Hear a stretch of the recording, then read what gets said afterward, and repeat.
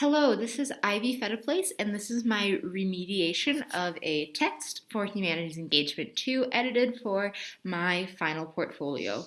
So I chose to do Girl with the Pearl Earring, and I chose this painting just because I found it very interesting. I just find it to be beautiful, but also kind of just weird because there's nothing else happening. It's literally just her, and there's really no context of the piece.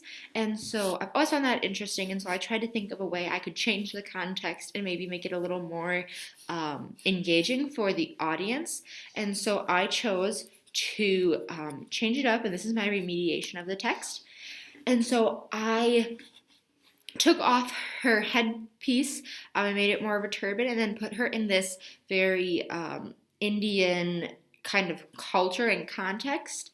And so my audience I didn't really have an audience in mind. I just thought that it would be interesting to put her there.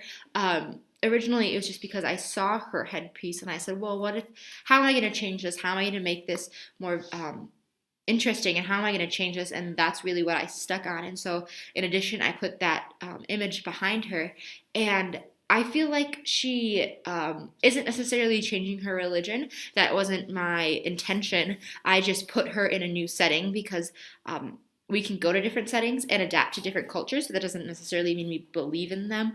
For example, if I, a strong Christian, were to go to an Indian country, I would still be expected to wear something over my hair.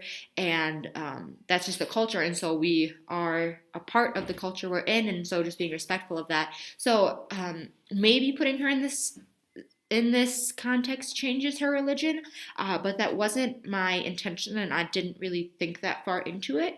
And instead of really asking a question, I feel like she is more so looking back at us and saying, let me show you where we are, let me show you what there is to see, let me tell you who my friends are. I feel like it's just much more inviting, not necessarily asking a question, but more so she's just looking back at the audience. And so this is my comparison of the two.